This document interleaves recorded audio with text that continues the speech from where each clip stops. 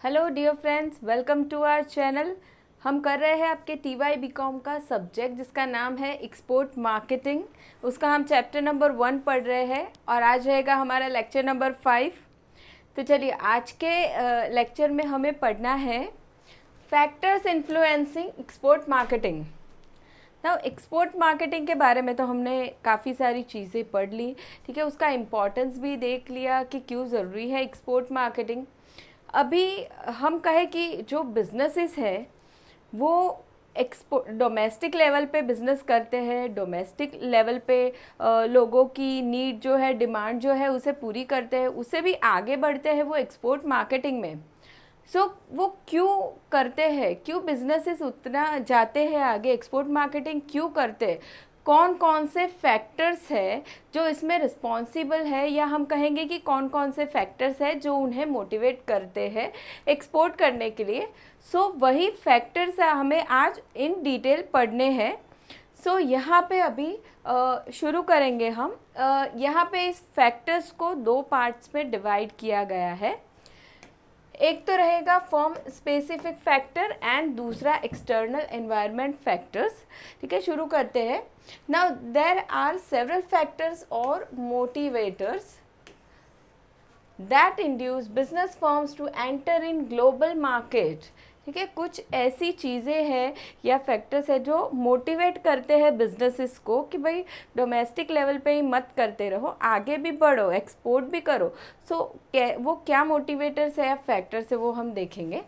Now the motivators can be divided into 2 groups. 2 group में divide किया गया है। सबसे पहला रहेगा फर्म स्पेसिफिक फैक्टर एंड दूसरा आने वाला है external environment factor. Now firm specific यानी क्या, सिर्फ फर्म खुद के बारे में ही सोचे कि क्या क्या रीजंस है उसके कि वो एक्सपोर्ट करना चाहता है। वो पॉइंट्स आने वाले हैं यहाँ पे।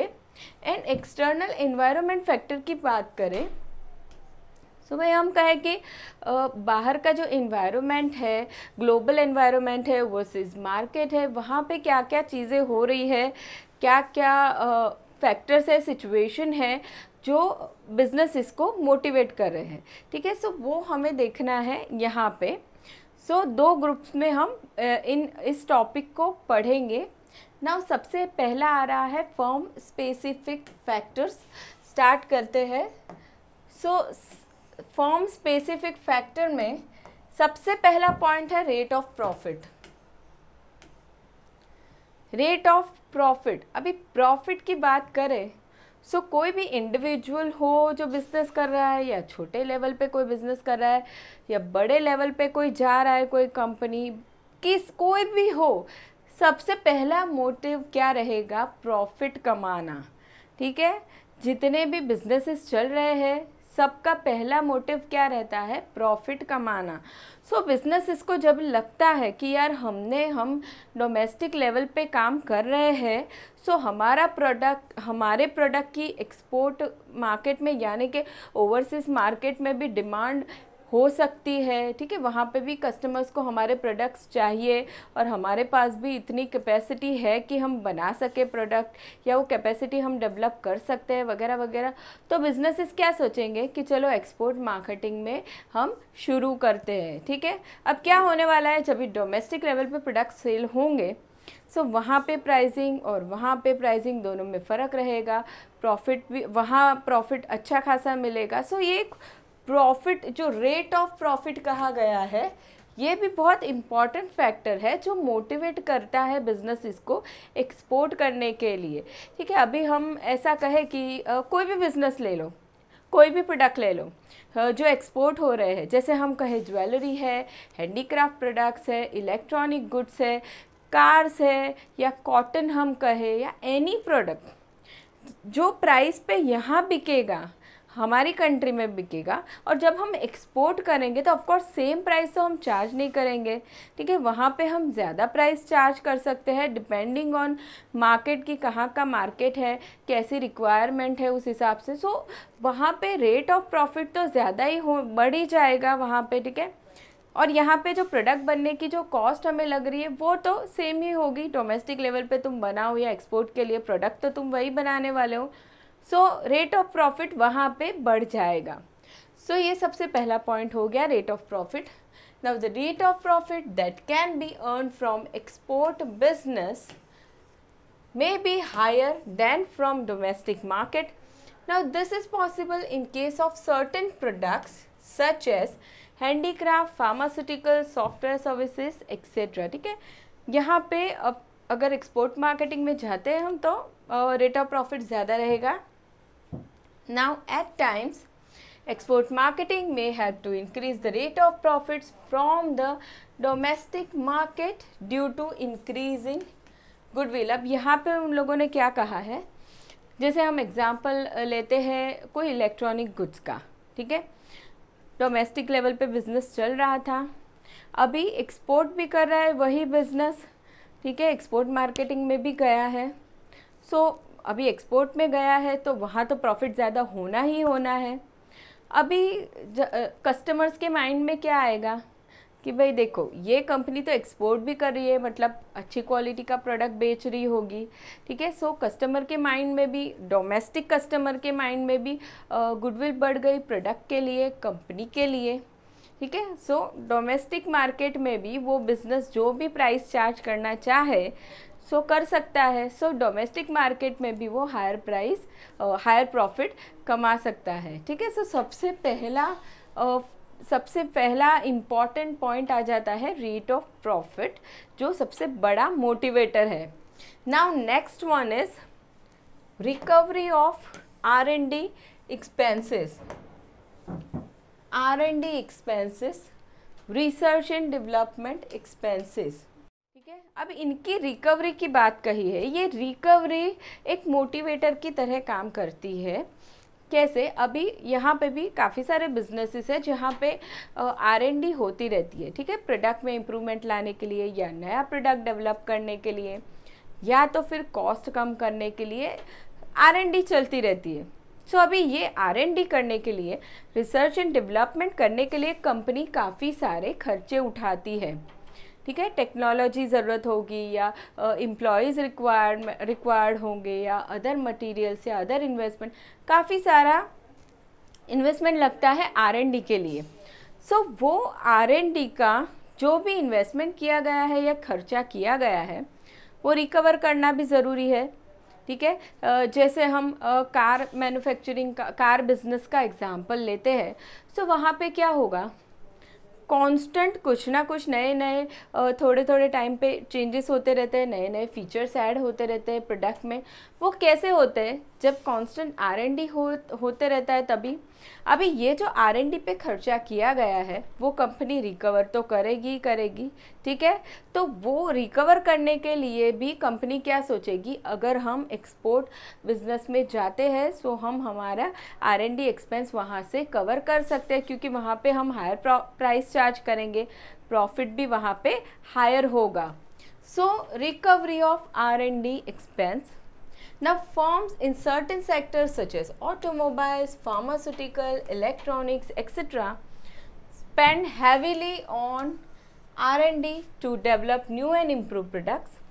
Now it is to be noted that the product life cycle of some products may be shorter. Also, firms may have to face competition in the market due to absence of patent protection और after the expiry of exclusive marketing rights, ठीक है। ये कुछ चीज़ें हमें समझनी है। सबसे पहला तो उन लोगों ने क्या कहा है, प्रोडक्ट लाइफ साइकिल के बारे में बात की है, यानी कि हम ऑटोमोबाइल्स की बात करें, ठीक है, उस बिज़नेस में प्रोडक्ट में कुछ इम्प्रूवमेंट लाया गया, कुछ चेंज लाया गया R&D करके। अभी वहाँ पे कंपनी ने काफ़ी सारा खर्चा उठाया है, ठीक है। अभी क्या हो रहा है, प्रोडक्ट लाइफ साइकिल कम है, यानी कि मार्केट में जितनी भी डिमांड थी वो अभी सेटिस्फाई हो गई है, ठीक है, अभी ज़्यादा प्रोडक्ट नहीं जा रहे हैं। सो क्या होगा, अभी उस केस में कंपनी को तो खुद के R&D का खर्चा रिकवर करना है, सो वो लोग एक्सपोर्ट करना चाहेंगे, ठीक है ना। उसके बाद उन लोगों ने क्या कहा है, also firms may have to face competition in the market due to absence of patent protection. अभी यहाँ पे क्या होता, जब भी कंपनी कुछ इन्वेंशन करेगी उसके लिए वो पेटेंट लेगी, तो क्या होगा वहाँ पे पेटेंट प्रोटेक्शन में भी इश्यूज आते हैं, ठीक है। सो कॉम्पिटिटर हो सकता है, कॉम्पिटिटर भी वही फॉर्मूला यूज़ करके प्रोडक्ट बनाता रहे, उसकी वजह से मार्केट में कंपटीशन आता रहे, ठीक है। या तो फिर एक्सक्लूसिव मार्केटिंग राइट्स जो मिलते हैं, एक्सक्लूसिव मार्केटिंग राइट्स यानी कि क्या, किसी किसी कंपनी को उनकी ब्रांड के लिए पर्टिकुलर एरिया में मार्केटिंग करने के लिए एक्सक्लूसिव राइट्स मिलते हैं। लेट्स से फॉर एग्जांपल 5 साल के लिए उनको राइट्स मिले, एक्सक्लूसिव राइट्स कि वो मार्केटिंग कर सकते हैं वहाँ पे, ठीक है, वही कर सकते हैं। अभी वो एक्सपायर हो गए, वो टाइम एक्सपायर हो गया, तो क्या होगा, अभी कंपनी को क्या करना पड़ेगा, एक्सपोर्ट बिजनेस में जाना पड़ेगा इन खर्चों को रिकवर करने के लिए। So now therefore it would be advisable to enter the world market in order to increase the sales and recover the R&D expenses at the earliest, ठीक है। क्या कहा उन लोगों ने, प्रोडक्ट लाइफ साइकिल अगर शॉर्ट है मार्केट में, या दूसरा कंपटीशन आ रहा है, पेटेंट प्रोटेक्शन प्रॉब्लम हो गई है, कंपटीशन आ रहा है, एक्सक्लूसिव मार्केटिंग राइट्स एक्सपायर हो रहे हैं, सो इन सारे ही रीजन से क्या होगा, सेल डिक्लाइन होने वाला है कंपनी का, R&D एक्सपेंसेस रिकवर नहीं हो पाएंगे, इसीलिए कंपनी एक्सपोर्ट बिजनेस में जाती है। सो ये हो गया सेकेंड पॉइंट, सेकेंड मोटिवेटर, ठीक है। Now third one is strategic vision. See कोई भी बिजनेस शुरू होगा तो ऐसे नहीं होगा कि चलो 1-2 दिन के लिए चल रहा है, या महीने 2 महीने के लिए। कोई भी बिज़नेस ऐसा सोचेगा कि चलो हमने 1 महीना काम कर लिया, 2 महीना काम कर ले, बस हो गया, नहीं, वैसे नहीं होगा। कोई भी कंपनी का, कोई भी बिजनेस का स्ट्रैटेजिक विजन होगा, कुछ सोचा होगा फ्यूचर के बारे में कि उसने कहाँ पहुँचना है। आज बिजनेस शुरू हुआ है, सो चलो आफ्टर 1 ईयर कहाँ पहुँचना है, उसके बाद कहाँ पहुँचना है। चलो आफ्टर 1 ईयर ऐसे होगा कि हमें अपनी कंट्री में बहुत सारी ब्रांचेस ओपन करनी है, या आफ्टर 3 ईयर्स हम एक्सपोर्ट में जाएंगे। सो वैसे बिजनेसेस की या कंपनीज़ की कुछ स्ट्रेटेजिक विजन होते हैं, इसीलिए भी वो एक्सपोर्ट मार्केटिंग में एंटर होते हैं। जैसे अभी हम ऐसे कहें रिलायंस इंडस्ट्रीज़ की हम बात करें, सो अगर एकदम शुरुआत हम सोचें उसकी, तो वो बिज़नेस किस लेवल पे होगा और धीरे धीरे एक्सपांड होके अभी वो किस लेवल पे पहुंच गया है। सो क्या है इसका मतलब कि उनका स्ट्रेटेजिक विजन रहा होगा, ठीक है, इसीलिए वो इतना एक्सपांड हुए हैं, आगे बढ़े। सो एक्सपोर्ट बिजनेस में जब भी जाते हैं लोग या वहाँ तक पहुँचने की सोचते हैं, क्यों सोचते हैं, जब भी स्ट्रेटेजिक विजन है उनका तभी। So now some firms have a strategic vision to enter in export market. The business strategy of such firm includes systematic international growth. क्या स्ट्रेटजी होती है इनकी, सिस्टमैटिक इंटरनेशनल ग्रोथ। सिस्टमैटिकली वो ओवरसीज मार्केट में enter होते हैं। Systematically यानी वो देखेंगे कि वो क्या प्रोडक्ट सेल कर रहे हैं, उनके प्रोडक्ट की ओवरसीज मार्केट में यानी कि कहाँ पे रिक्वायरमेंट है, ठीक है, यूएस में है या जापान में है या जर्मनी में है, या कहाँ पे प्रोडक्ट की डिमांड है, और डिमांड है तो फिर वहाँ पे एग्जैक्टली वही प्रोडक्ट लोगों को चाहिए या उसमें कोई चेंजेस चाहिए, ये सारी वो लोग रिसर्च करेंगे एंड धीरे धीरे स्टेप बाय स्टेप एंटर करेंगे वहाँ पे। सो सिस्टमैटिक इंटरनेशनल ग्रोथ करेंगे वो। Now therefore the stimulus for export marketing comes from desire to grow and expand, need to become more competitive, ठीक है। क्या चाहते हैं वो लोग, बिजनेसेस ग्रो एंड एक्सपांड करना चाहते हैं, एंड दूसरा ज़्यादा से ज़्यादा कॉम्पिटिटिव होना चाहते हैं, ठीक है। सो ये हो गया थर्ड मोटिवेटर, फॉर्म स्पेसिफिक के अंडर थर्ड मोटिवेटर जो है स्ट्रेटेजिक विजन। ना फोर्थ मोटिवेटर हम देखते हैं, that is sales and production stability. Sales and production stability, ठीक है। अभी यहाँ पे बात की है स्टेबिलिटी की। नाउ स्टेबिलिटी यानी क्या, अभी हम कोई प्रोडक्ट्स की बात करते हैं जैसे शैम्पू की कंपनी है, ठीक है, कोई जैसे हम ट्रेसे में कहे, या फिर कोई और डव है, या हेड एंड शोल्डर्स वगैरह है, या अभी यहाँ पे क्या होगा, इन प्रोडक्ट्स की डिमांड कांस्टेंट आती ही रहेगी, जितनी है उतनी डिमांड होती ही रहेगी, ठीक है। सो प्रोडक्शन उसके सामने उतना चलते रहेगा एंड सेल्स भी चलते रहेगा, एक तरह की स्टेबिलिटी होगी वहाँ पे। जबकि कोई प्रोडक्ट्स ऐसे होंगे जहाँ पे स्टेबिलिटी नहीं रहेगी, ठीक है, जैसे हम कहें सीजनल प्रोडक्ट्स है, जैसे कोई विंटर क्रीम है हम कहें, सो अभी क्या होगा, विंटर क्रीम है तो भाई विंटर में ही उसकी डिमांड ज़्यादा होने वाली है, सो उस हिसाब से प्रोडक्शन ज़्यादा होगा, सेल्स ज़्यादा होगा, बाकी सीजन्स में तो नहीं होगा, कम होगा। सो कोई बिज़नेस है इंडिया में चल रहा है जो विंटर क्रीम बना रहा है, सो वो तो बोलेगा यार मेरा बिज़नेस तो खाली विंटर सीजन में ही चल रहा है, तो अभी हम क्या करें बाकी के मंथ में। सो बाकी के मंथ में प्रोडक्ट सेल करने के लिए वो क्या करेंगे, ओवरसीज़ मार्केट में जाएंगे कि भाई ऐसी कंट्रीज़ जहाँ पे उनके प्रोडक्ट की रिक्वायरमेंट होगी उस समय, सो वहाँ पे वो बेचेंगे प्रोडक्शन करके, यानी उनका प्रोडक्शन तो पूरे साल चल रहा है एंड सेल्स भी पूरे साल होते रहेगा, ठीक है। डोमेस्टिक मार्केट में भी होगा विंटर सीजन में, एंड बाकी की सीज़न में वो ओवरसीज़ मार्केट में भी सेल कर सकते हैं, ठीक है। सो एक तरीके से स्टेबिलिटी आ गई बिजनेस के अंदर। नाउ एक्सपोर्ट मार्केटिंग में enable a firm to maintain sales and production stability. For instance, in the case of seasonal products, exporting may helps to achieve sales stability because the seasons may be opposite in certain export markets. Example, winter woolen clothing, ठीक है, यहाँ पे winter woolen clothing की बात की है, तो same क्या करेंगे, बिजनेसेस सर्च करते रहेंगे कि भाई कहाँ पे विंटर सीजन चल रही है कौन सी कंट्री में, एंड वहाँ पे वो उनका प्रोडक्ट मार्केटिंग करेंगे, सो उनका बिजनेस हमेशा चलते रहे। सो ये रहा फोर्थ मोटिवेटर। नाउ नेक्स्ट हम देखते हैं extension of product life cycle. Extension of product life cycle, अभी इसका मतलब क्या, अभी डोमेस्टिक मार्केट में क्या होता है कभी कभी कि कुछ प्रोडक्ट्स, जैसे हम कहें कि कुछ प्रोडक्ट्स की जितनी डिमांड आनी थी उतनी आ गई, ठीक है, अभी वो डिमांड बढ़ नहीं रही है ज़्यादा, ठीक है, प्रोडक्ट लाइफ साइकिल अभी कहीं रुक गया है, ठीक है। जैसे हम हैंडीक्राफ्ट की बात करें, सो हैंडीक्राफ्ट प्रोडक्ट की जितनी डिमांड आनी थी मार्केट में उतनी आई, अभी आगे नहीं आ रही है, लेकिन उसका और आगे प्रोडक्शन तो पॉसिबल है, कैपेसिटी तो है बिजनेसेस की प्रोडक्शन करने की।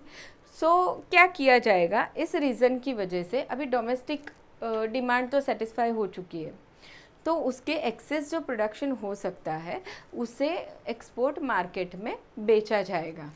सो ये एक रीज़न है एक्सपोर्ट मार्केटिंग में एंटर होते हैं businesses. So extension of product life cycle. Now a firm may enter into overseas market to prolong product life cycle. Products may be at a decline stage in the home market but may have a growing demand in overseas market, especially in the least developed countries. ठीक है, कुछ कुछ product ऐसे होंगे जिनकी demand हमारे market में कम होती जा रही है, डोमेस्टिक मार्केट में ज़्यादा डिमांड नहीं आ रही है। सो क्या होगा, ओवरसीज़ मार्केट में ट्राई करेंगे बिजनेसेस कि वहाँ पे जाके प्रोडक्ट बेचे। अभी ऐसे ओवरसीज़ मार्केट कहाँ के होंगे, लीस्ट डेवलप कंट्री के मोस्टली हो सकते हैं, ठीक है, वहाँ पे डिमांड आ सकती है ऐसे प्रोडक्ट्स की जिसकी प्रोडक्ट लाइफ साइकिल कम हो चुकी है। Now for instance, old technology products may have low or no demand in the home market, especially in developed countries, but such products may have demand in least developed countries. Okay, so ये रहा fifth motivator. Now next हम देखते हैं advantages of monopolistic position. Advantages of monopolistic position. Monopolistic position यानी कि क्या, market में हम कहें कि भाई कोई कंपनी की मोनोपोलिस्टिक पोजीशन है, सो मतलब वही कंपनी के ज़्यादा प्रोडक्ट्स बिक रहे हैं, ठीक है। जैसे हम कहें लेट्स से हम अमेज़ॉन की बात करते हैं, तो हमें कुछ ऑनलाइन ऑर्डर करना है अगर, सो हमें ऐसे लग रहा है, सीधा दिमाग में माइंड में अमेज़ॉन पे ही हम जाते हैं, ठीक है, सर्च करते हैं। सो क्या है कि चलो मोनोपोलिस्टिक पोजीशन क्रिएट हो गई है, ठीक है। सो some firms may enter the world market due to its monopolistic position. A firm may enjoy monopolistic position due to certain factors such as patent rights, technological advantages, product differentiation. अभी हम vehicles की बात करें या हम car का ही example लेते हैं, ठीक है। सो कोई कंपनीज क्या करेगी, उन्हें ऐसे लगता है कि भाई हम मोनोपोलिस्टिक पोजीशन पे है, ठीक है, हमारा कार का बिजनेस है, हम मोनोपोलिस्टिक पोजीशन पे है। सो वो लोग एक्सपोर्ट मार्केटिंग में जाते हैं कि हाँ हमारी पोजीशन की वजह से हम वहाँ पे ज़्यादा से ज़्यादा सेल्स कर पाएंगे, ठीक है। तो अभी क्या फैक्टर्स है इसके मोनोपोलिस्टिक पोजीशन के, क्यों वो पोजीशन है उनके पास। पेटेंट राइट हो सकता है, ठीक है, वो प्रोडक्ट का उन्होंने इन्वेंशन किया है, सो उनके पास पेटेंट राइट है। टेक्नोलॉजिकल एडवांटेजेस है कुछ उनके पास, वो टेक्नोलॉजिकल एडवांटेजेस अगर बिजनेस के पास होते हैं उससे क्या होता है, प्रोडक्ट की कॉस्ट कम हो सकती है उनकी, सो वो कम प्राइस में मार्केट में बेच के ज़्यादा से ज़्यादा सेल्स कर सकते हैं, टेक्नोलॉजिकल एडवांटेजेस है। या तो फिर प्रोडक्ट डिफरेंशिएशन है, उनका प्रोडक्ट बाकी प्रोडक्ट से अलग है, उनके प्रोडक्ट में ऐसे फीचर्स है कि भाई कस्टमर उनका ही प्रोडक्ट लेगा। तो ये सारे रीजंस हो सकते हैं कि भाई कंपनी मोनोपोलिस्टिक पोजीशन पे है। So for instance under trips agreement of WTO, patented products such as medicines have exclusive marketing rights for certain number of years. To take this advantage, a firm may enter the overseas market and expand its business. ये WTO का जो agreement किया गया था, ठीक है, उसके accordingly क्या था कि patented products such as medicines, ठीक है, ऐसे प्रोडक्ट्स पे एक्सक्लूसिव मार्केटिंग राइट्स दिए गए थे कि भाई वही वो प्रोडक्ट का उनके पास ही एक्सक्लूसिव मार्केटिंग राइट्स है। कुछ भी एग्जाम्पल के लिए लेते हैं, 5 साल के लिए उनको राइट्स मिल गए कि उन्हें ही मार्केटिंग राइट्स है, तो भाई वो राइट्स यूज़ करके अभी बैठे थोड़े रहेंगे बिजनेस वाले, आगे तो बढ़ेंगे ना। डोमेस्टिक लेवल पे बेच दिया तो चलो अभी आगे बढ़ते हैं, अपने पास राइट्स है तो कुछ फ़ायदा तो उठाएंगे, ठीक है। सो ये हो गया 6 पॉइंट कि क्यों कंपनीज एक्सपोर्ट करना चाहती है। सो एडवांटेजेस ऑफ मोनोपोलिस्टिक पोजीशन हो सकता है उनके पास। नाउ ये यहाँ पे हमने ये जो 6 फैक्टर्स देखे वो थे फॉर्म स्पेसिफिक फैक्टर्स, ठीक है। फॉर्म्स खुद की बात करें, खुद के सिचुएशन सोचे तो क्या क्या है रीजंस जिनकी वजह से वो एक्सपोर्ट करना चाहते हैं। अभी आगे हम देखेंगे कि एक्सटर्नल एनवायरनमेंट फैक्टर्स क्या है जिनकी वजह से बिजनेसेस एक्सपोर्ट मार्केट में जाना चाहते हैं, ठीक है। एक्सटर्नल एनवायरनमेंट फैक्टर्स यानी कि ऐसी सिचुएशन जो कंपनी के कंट्रोल में नहीं है, कंपनी के बाहर के मार्केट में इन्वायरमेंट में ऐसा क्या हो रहा है कि कंपनीज एक्सपोर्ट करने के लिए मोटिवेट हो रही है।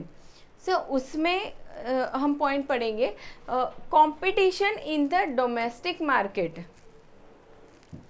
डोमेस्टिक मार्केट में कंपटीशन है, हम कोई बिजनेस कर रहे हैं, कोई भी बिजनेस है, समझ लो शैम्पू का बिजनेस है या ऑटोमोबाइल्स है या ज्वेलरी बिजनेस है या हैंडीक्राफ्ट है या एनीथिंग, हम कोई बिजनेस कर रहे हैं, ठीक है। हमारे डोमेस्टिक मार्केट में हमें लग रहा है भाई यहाँ पे तो बहुत सारा कंपटीशन है, तो चलो हम ओवरसीज मार्केट में ट्राई करते हैं, ठीक है। उस मार्केट में हम जाके अपना प्रोडक्ट बेचेंगे, सो वहाँ पे हम जाके प्रॉफिट कमा लेंगे, ठीक है। ये एक रीज़न है जिनकी वजह से बिजनेसेस एक्सपोर्ट में जाना चाहते हैं। और वहाँ पे एक्सपोर्ट मार्केट में, ओवरसीज मार्केट में हम प्राइस भी ज़्यादा चार्ज कर सकते हैं प्रोडक्ट की, सो रेट ऑफ प्रॉफिट जो है वो वहाँ बढ़ जाएगा।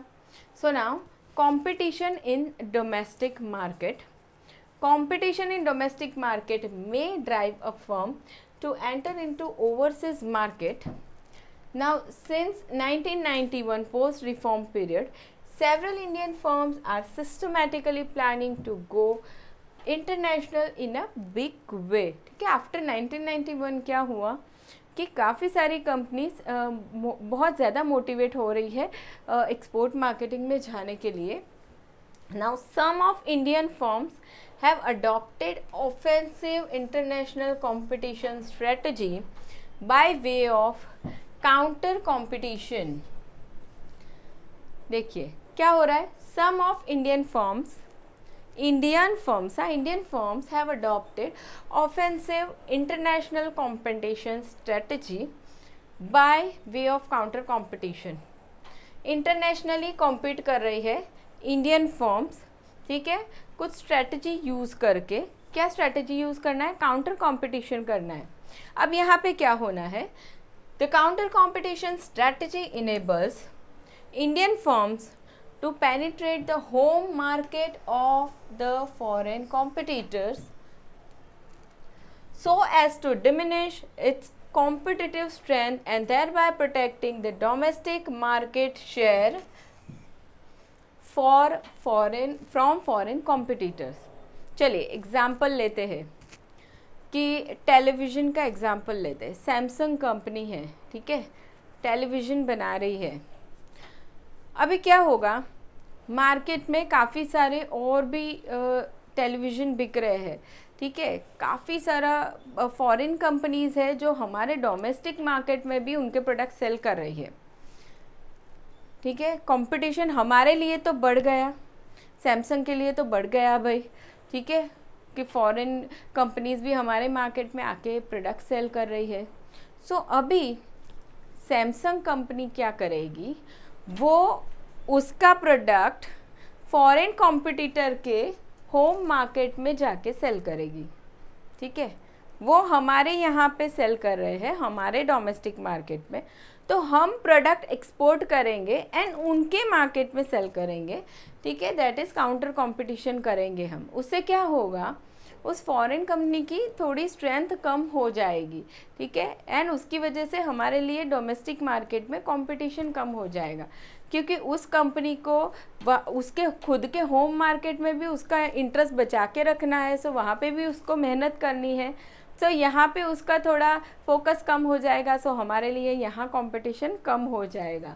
ठीक है, so competition in the domestic market, ये एक मोटिवेटर है कि भाई क्यों बिजनेसेस एक्सपोर्ट करना चाहते हैं। ठीक है, क्या हो रहा है, इंडियन फर्म्स क्या कर रही है, offensive international competitive strategy use कर रही है, यानी कि काउंटर कंपटीशन कर रही है वो।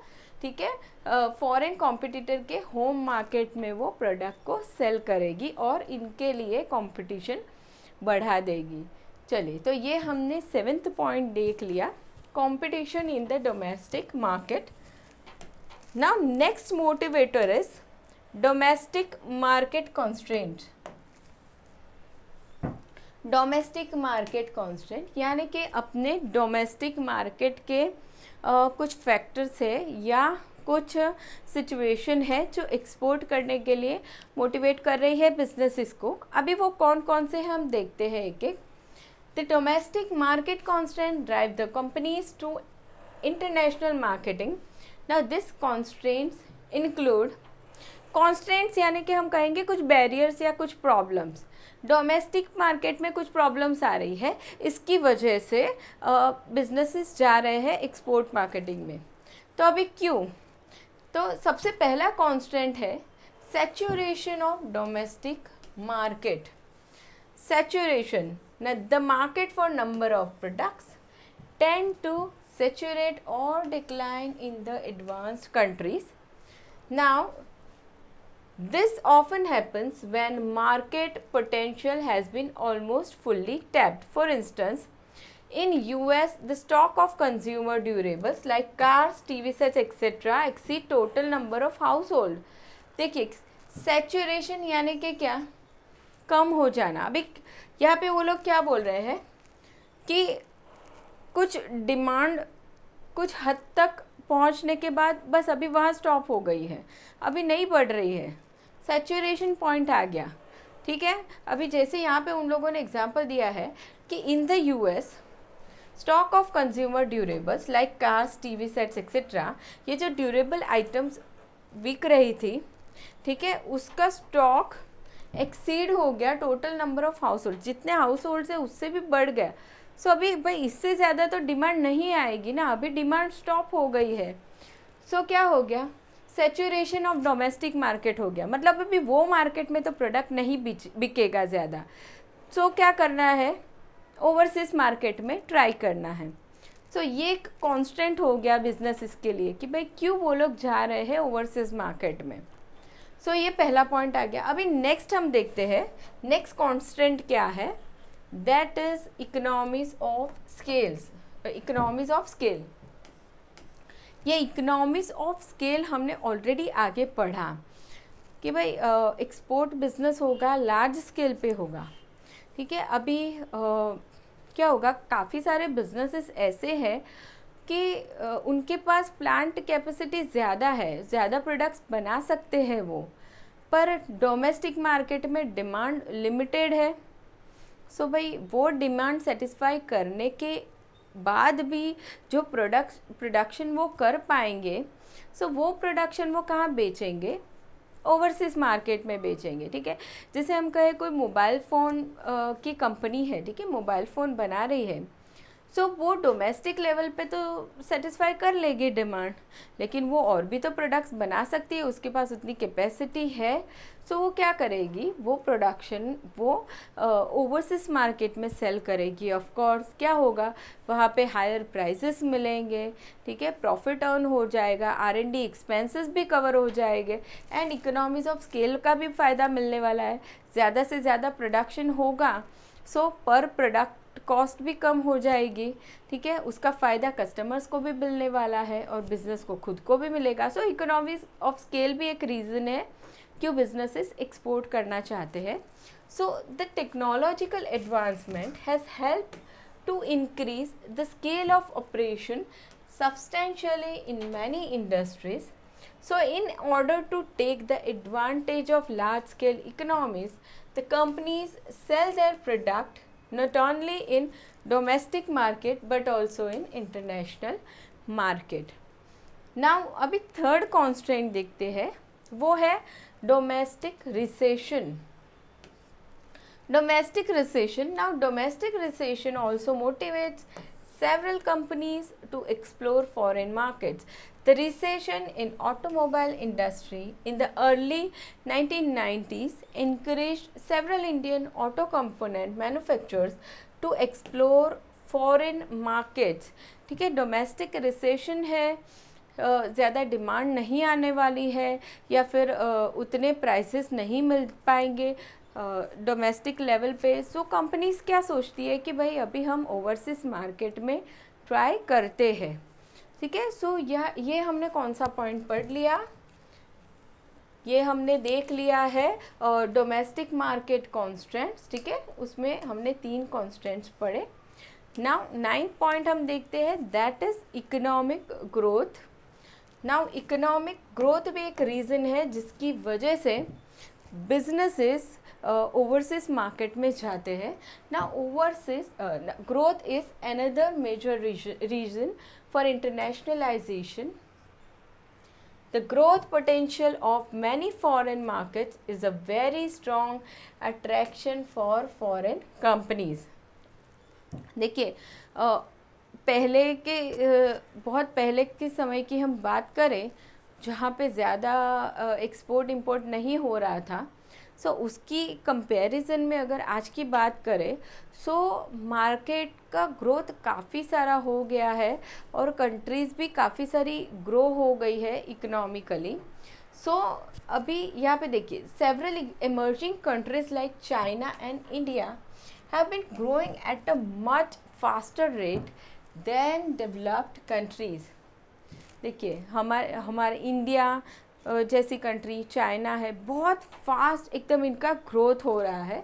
सो many multinational companies are eager to establish their footfalls in such countries considering future potential. काफ़ी सारी मल्टीनेशनल कंपनीज ऐसी है, जैसे हम अमेज़ॉन की बात करें सो वो लोग क्या सोचेंगे कि भाई यार ये जो डेवलपिंग कंट्रीज़ है वो बहुत जल्दी ग्रो हो रही है, बहुत फास्ट ग्रो हो रही है, तो चलिए हम भी वहाँ जाते हैं एंड इन्वेस्टमेंट करते हैं, हमारा बिजनेस वहाँ पे शुरू करते हैं एंड हमारे प्रोडक्ट्स वहाँ पे बेचते हैं।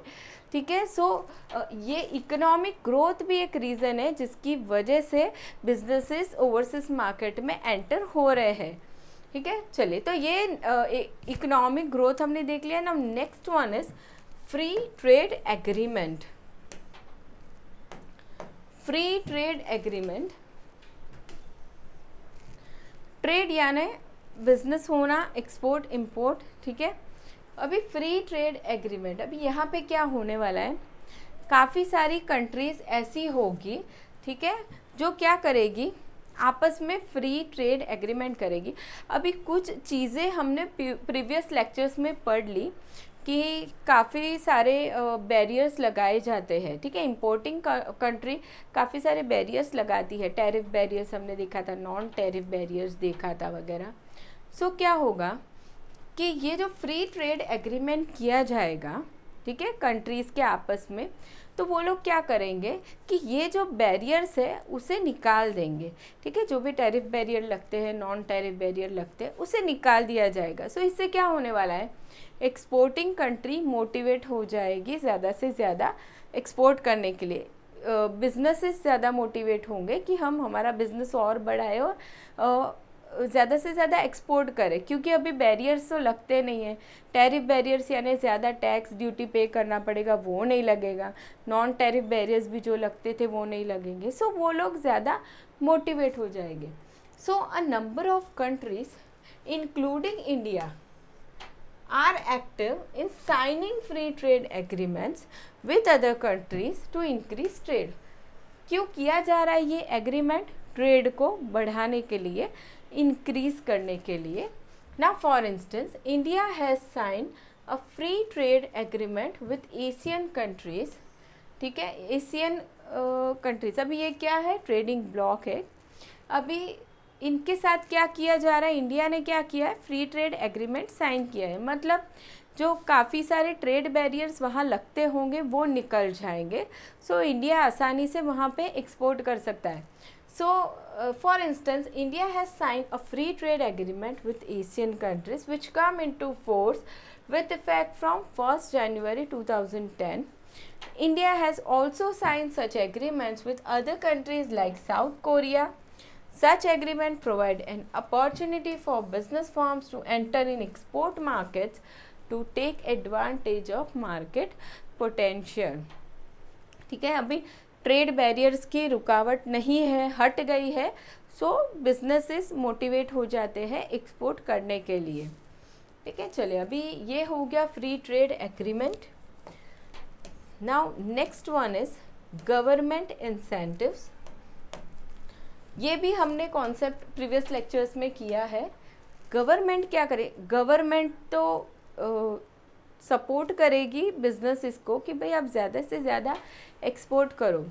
क्यों करेगी? क्योंकि जितने ज़्यादा एक्सपोर्ट होगा हमारी कंट्री से उतना ज़्यादा फॉरेन एक्सचेंज आएगा हमारी कंट्री में, और जब फॉरेन एक्सचेंज आएगा सो गवर्नमेंट को काफ़ी फ़ायदा होने वाला है।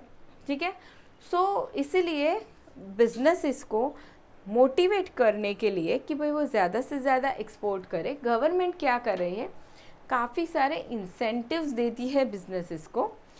So one of the important motivators for exporters to export in overseas markets is the government incentives.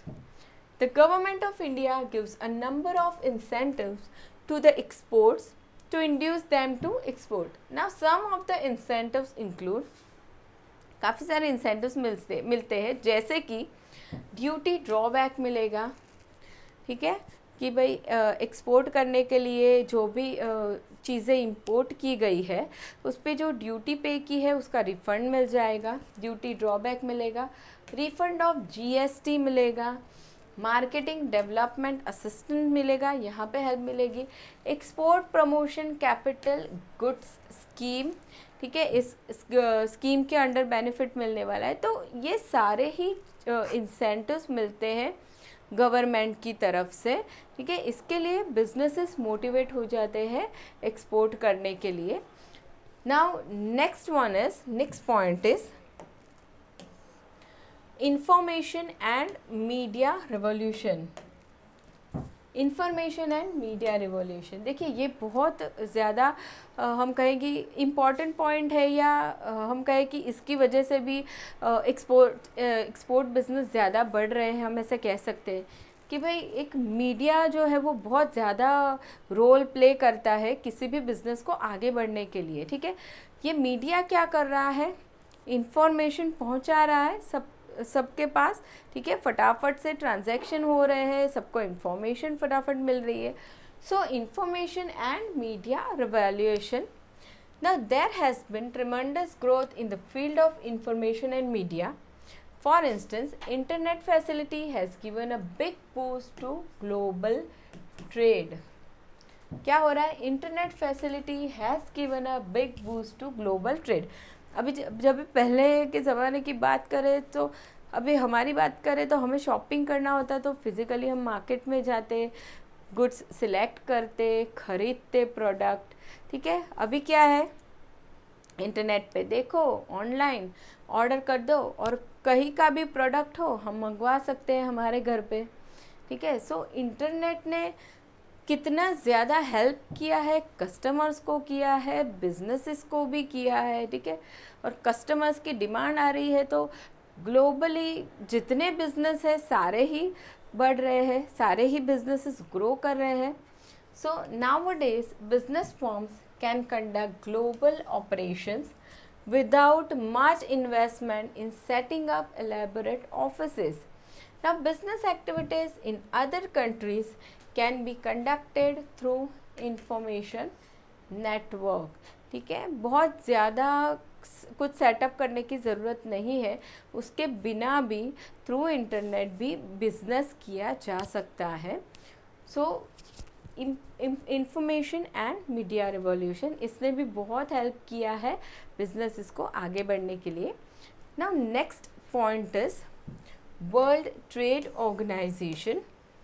ठीक है, वर्ल्ड ट्रेड ऑर्गेनाइजेशन ये हम डिटेल में आगे पढ़ने वाले हैं, लेकिन अभी हम देखें सो वर्ल्ड ट्रेड ऑर्गेनाइजेशन क्यों काम करता है, ग्लोबली जो बिजनेसेस है, जो ट्रेड्स हो रहे हैं उन्हें बढ़ाने के लिए काम कर रहा है। ठीक है, so member of WTO have signed a number of agreements to promote international trade and development.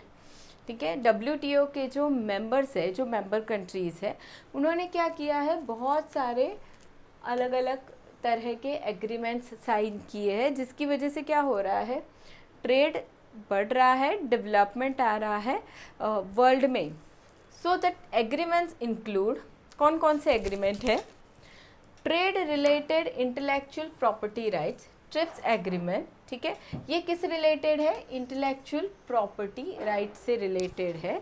ठीक है, एंड दूसरा trade related investment measures, TRIPS agreement. Now next one is general agreement on trade in services, GATS, agreement on agriculture etcetera. ठीक है, ये काफ़ी सारे agreements sign हुए हैं। Now due to WTO, member nations have reduced a number of restrictions on foreign investment and trade in goods and services. For instance, the custom duties have been reduced worldwide. This has motivated business firms to enter in the global markets to a greater extent. ठीक है, अभी due to WTO member nations have reduce number of restrictions. पहले जो भी restrictions लगते थे import export जब भी होता था, तभी वो काफ़ी सारे रिस्ट्रिक्शंस, काफ़ी सारे बैरियर्स को हटा दिया गया। ठीक है, जिसकी वजह से क्या हो गया, बिजनेसेस काफ़ी मोटिवेट हो गए कि चलो हम एक्सपोर्ट और बढ़ाते हैं, क्योंकि काफ़ी सारे बैरियर्स तो निकल गए। अब यहाँ पे उन लोगों ने एग्जांपल दिया है, the custom duties have been reduce world wide, custom duty को कम कर दिया गया world wide. This has motivated business firms to enter in the global markets to a greater extent. ठीक है, सो ये हमने देख लिया कि WTO भी काफ़ी हेल्प कर रहा है एक्सपोर्ट मार्केटिंग को बढ़ाने के लिए। ठीक है, सो अभी यहाँ पे ये टॉपिक हमारा ख़त्म हो गया है स्टूडेंट्स। ठीक है, जहाँ पे हमने देखा कि कौन कौन से फैक्टर्स हैं जो रिस्पॉन्सिबल है फॉर एक्सपोर्ट मार्केटिंग। अभी यहाँ पे नेक्स्ट टॉपिक आपका आने वाला है, वो है risk involve in export marketing, जो हम करेंगे नेक्स्ट लेक्चर में। तो मिलते हैं नेक्स्ट लेक्चर में स्टूडेंट्स। Bye everyone.